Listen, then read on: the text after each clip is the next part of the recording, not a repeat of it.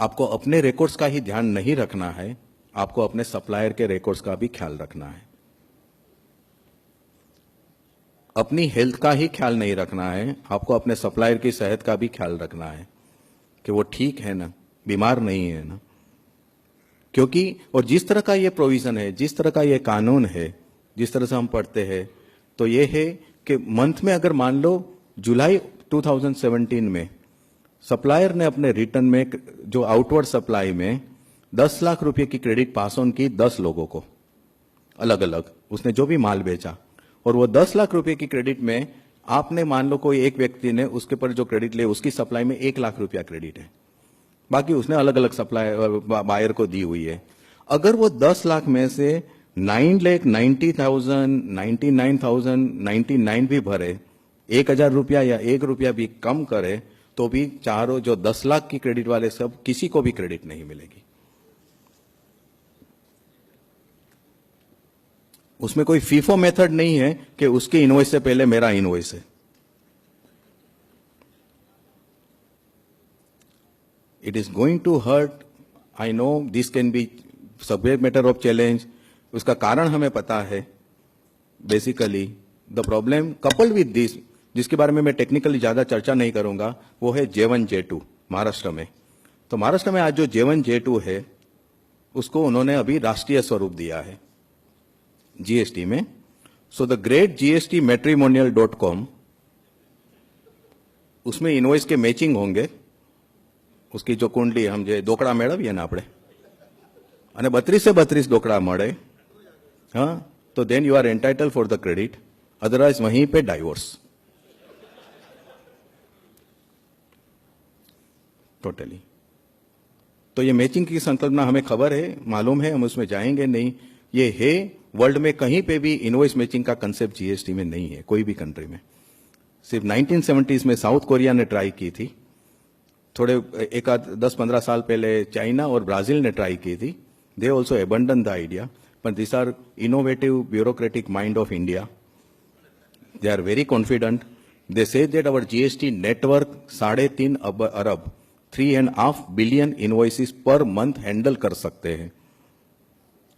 हो सकता है, it's commendable job. Nowhere in the world such a massive scale infrastructure is being created. 3.5 billion invoices GST network handle कर सकती है, but सामने जो टैक्स पेयर है वो 350 इनवॉइस भी साल का नहीं बना रहा है।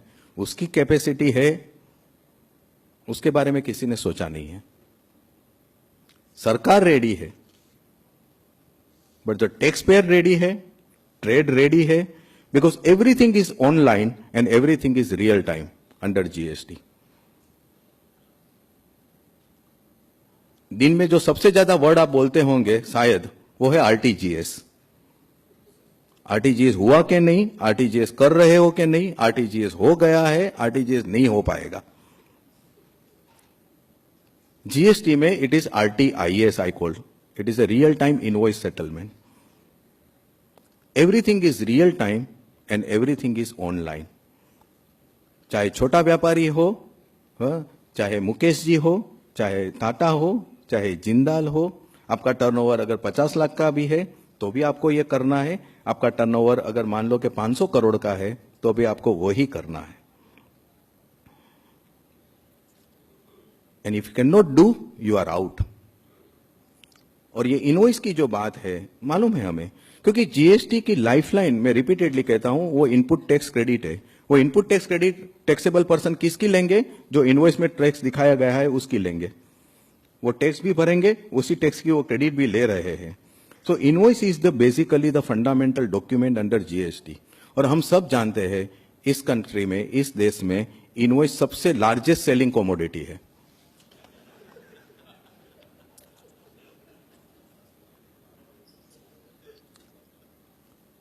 So because of that, we know कि all these things have come and states were adamant कि हमें ये तो करना ही है।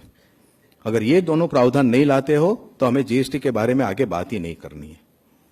This is going to create havoc. उसकी कॉन्स्टिट्यूशनलिटी ये कर सकते हैं, कानून है नहीं है, can law compel somebody to do the impossible, वो तो सब बात की बात है। काफी सारे जजमेंट आ गए, महालक्ष्मी के बाद भी, बॉम्बे हाईकोर्ट के बाद भी, Chennai High Court, Jharkhand High Court, Punjab Haryana High Court. The law does not compel somebody to do the impossible. How can I know my supplier is paying or not paying? Why? System पे आपको पता चलेगा, but then you are out. आपको सिर्फ इतना, जो भी credit आप सप्लाई की लेंगे वो ये समझ के चलना है 1.25 महीने तक अप्रोक्सीमेटली प्रोविजनल है, उसके बाद ही वो कंफर्म होगी.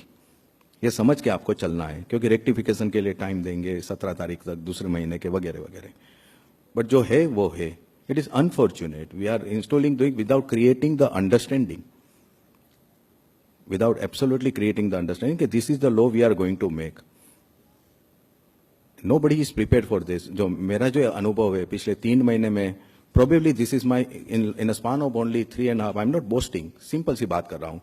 Last 3.5 months में this is my 26th lecture on GST. और I have not come across a trade and industry who is fully prepared. Some few people might be within the sector. But जो MSME है, micro small medium enterprises, चाहे trade में हो, चाहे manufacturer में हो, sector में हो, चाहे सर्विस में हो, they don't even have the inkling of what is coming for there. They don't have any idea whatsoever कि what is going to hit them totally. थोड़ा दोष हमारा भी है, सरकार का तो है ही. मलेशिया जैसे कंट्री ने जीएसटी लागू करने से पहले यूनिफाइड जीएसटी है, 6% से लागू किया हुआ है, एक ही कंट्री है. फिर भी उसके पहले सिर्फ 1.5-2 साल में 6,000 प्रोग्राम किए ट्रेड एंड इंडस्ट्री के साथ जीएसटी क्या है वो समझाने के लिए, which were participated in by 7 lakh people. अब हम यहां पे आउटरीच की बात अभी हम करते हैं. And what is outreach, what is the level, me and you know very well totally. What was so secret about GST? Why can't they say since last 2 years, 3 years कि इस तरह की डिजाइन हम कर रहे हैं, इसका यह कारण है, आप इसके लिए तैयार हो जाइए. We are going to implement it like this. Overnight I see the survival challenge for the micro small and medium enterprise. Complete अस्तित्व का जोखम है उनके लिए, क्योंकि जीएसटी में every single transaction is expected to leave the audit trail under GST. Now every single person situated in the marketing chain, right from producer to ultimate retailer, every single person, if all of them are able to keep themselves out of the tax net, तो ठीक है, parallel economy चलती रहेगी. Is it possible and for how long? उसमें से एक भी बीच वाली व्यक्ति उसका ट्रांजैक्शन रिकॉर्ड पे आ गया है तो प्रीफिक्स और अफिक्स सारे खुल जाएंगे. अब ये 3 फिलोसॉफी है इनकी पूरी इसकी सरकार की. इसमें they want to bring financial discipline in the country. 2, everybody should come under tax net. And to come under tax net everybody should come under credit net. और इनपुट टैक्स क्रेडिट नेट में अगर आपको आना है तो you must come under tax net. आप tax में आएंगे तो ही क्रेडिट मिलेगी. तीनों लोडेबल ऑब्जेक्टिव्स है. 10 મિનિટ છે પછી હું બધા ક્વેશ્ચન પણ લઈ લઈશ. तीनों एकदम आदरणीय प्रशंसनीय है, पर are we ready for this? Number 1 बात यह है फ्रेंड्स, कुछ भी हो, GST will not require you to change your mindset. It will require change in your DNA. काफी बड़ी चैलेंज है ये. परापूर्व से जिस तरह से धंधा करते आए हैं हम, वो बदलना ही होगा, सोच बदलना ही होगी, वो करनी ही पड़ेगी हमें कोई भी कारण से. वरना खाली, let me put it very bluntly, कर चोरी या टैक्स इवेजन ये सिर्फ जिन लोगों का कॉम्पिटिटिव एलिमेंट है बाजार में खड़े रहने के लिए. मैं कर चोरी या टैक्स इवेट करके ही बाजार में खड़ा रह सकता हूं, इस तरह से जो लोग खड़े हुए हैं वो लोग जीएसटी में ज्यादा वक्त तक नहीं टिक पाएंगे. वो एक दिए जैसी स्पष्ट बात है. We must understand the changing science of the horizon. इसलिए I started from change. Times are changing. Everything is changing, whether we like it or don't like it. We have to attune ourselves with this changing world. जो हुआ है कानून बन चुका है. और बात यहां पे नहीं है, और दो तीन बात खाली। Reverse charge mechanism, reverse charge mechanism service tax में है आज, ताकि जैसे हम advocate, we are under reverse charge mechanism, I don't charge to my client pays the service tax. GT आपको पता है, goods transport agency, reverse charge mechanism, works contract service, reverse charge mechanism, sponsorship, reverse charge mechanism. ये सिर्फ सेवा के लिए है, माल के लिए नहीं है। जीएसटी में इसको गुड्स पे उन्होंने एक्सटेंड किया हुआ है। गुड्स नोटिफाई नहीं हुए, 13 सर्विसेज उन्होंने नोटिफाई की है, जो आज की है वही चालू रही है। जीटीए, इंपोर्ट वगैरह वही चालू हुई है। एडवोकेट्स वगैरह सब, ये एडवोकेट्स आर बेसिकली, हम तो सीधे इंद्र या विष्णु के संतान है ना, तो we are still under reverse charge, तो हमारे क्लाइंट ही भरेंगे। अब या तो फिर हमारे सारे नोटेड फाइनेंस मिनिस्टर सब नोटेड लॉयर्स है, और पॉलिटिक्स इज अनसर्टेन बिजनेस, तो कभी भी वापस जाना पड़े तो अपने आप को सेफगार्ड करना है, तो we are still under reverse charge.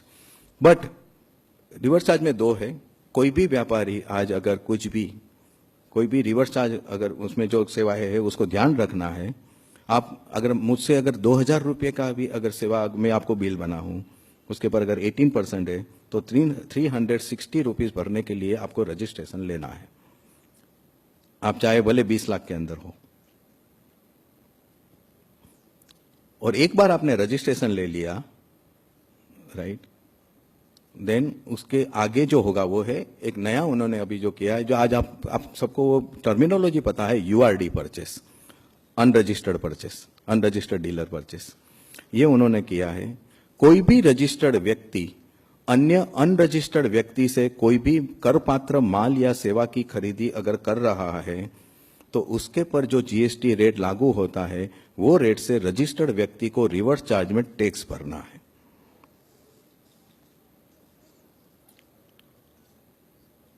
मैं आपके ऑफिस में आऊं, कालबा देवी है, विजय भाई, जयंत भाई मेरे लिए सामने मद्रास काफे से मान लो कि डोसा वगैरह मंगाते हैं या स्टॉल से पाव वड़ा मंगाते हैं, वो रजिस्टर्ड नहीं है मान लीजिए, और वो रजिस्टर्ड नहीं है, उसने बिल दिया हुआ है, वो एक्सपेंडिचर कैम करते हैं बिजनेस एक्सपेंडिचर, बिजनेस एक्सपेंडिचर है ना। शैलेश भाई एडवोकेट है, मिलने के लिए आए थे, कॉन्फ्रेंस किया हमने, नाश्ता मंगाया, तो उसके पर पहले वो पाव वड़ा, वो डोसा, उसके पर जयंत भाई को पहले जीएसटी भरना है।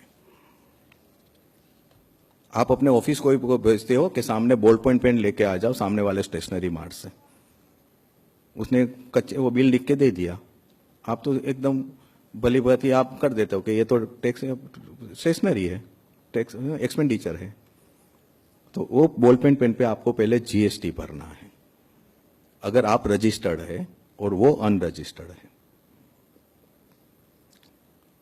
इसकी इंपैक्ट आप समझ सकते हो। जो कंपोजिशन में जो लोग अगर है, कंपोजिशन का फायदा जो लोग ले रहे हैं, उन लोगों को अगर वो 75 लाख के अंदर है, उसने अगर कोई ऐसी व्यक्ति से कुछ भी माल या सेवा खरीदी, जो व्यक्ति वो सप्लायर 20 लाख का एग्जम्पशन ले रहा है, तो वो 20 लाख के एग्जम्पशन में है, कंपोजिशन डीलर को उसके पर जीएसटी भरना है और उसको क्रेडिट भी नहीं मिलेगी क्योंकि वो कंपोजिशन में है। तो वो खुद का 1% भर रहा है, मैन्युफैक्चरर अगर है तो वो अपना 2% भर रहा है, उसने जो एग्जम्प्टेड व्यक्ति से जो सप्लाई खरीदी है उसके पर उसको 12%, 5%, 18% या 28% भरना है। उसका एचएसएन कोड आपको मालूम होना चाहिए, उसका क्लासिफिकेशन आपको मालूम होना चाहिए, और उसकी क्रेडिट भी आपको नहीं मिलेगी। और रिवर्स चार्ज में जो भी टैक्स भरना है वो आपको कैश में भरना है, बाद में उसकी क्रेडिट कानून के अनुसार आपको मिलनी है, पहले कैश में भरना है, उसका रिकॉर्ड आपको अलग रखना है। आप जब रिवर्स चार्ज में जो भी टैक्स भरना है उसके लिए पहले आपको एक इनवॉइस बनाना होगा। इनवॉइस किसके नाम पे उसकी कोई पता नहीं हमें, पावड़ा वाला के नाम पे। रिवर्स चार्ज आपके पर है, वो अनरजिस्टर्ड है, आप रजिस्टर्ड हो, it's a taxable supply, food and beverages. आप अगर उसको क्लेम करना चाहते हो, you have to issue invoice. आप जब रिवर्स चार्ज में पेमेंट करोगे तब आपको उसका पेमेंट वाउचर इश्यू करना है, उसका रिकॉर्ड अलग रखना है, रिटर्न में उसको अलग दिखाना है टोटली। इसकी इमीडिएट इंपैक्ट ये आएगी कि over a period of time no one would be willing to buy anything from unregistered person. और इसलिए मैंने आगे कह दिया आपको, जो अनरजिस्टर्ड है उसकी हालत अनाथ संतान जैसी है। Already big units are already doing this sanitation process कि ये वेंडर हमें नहीं चाहिए।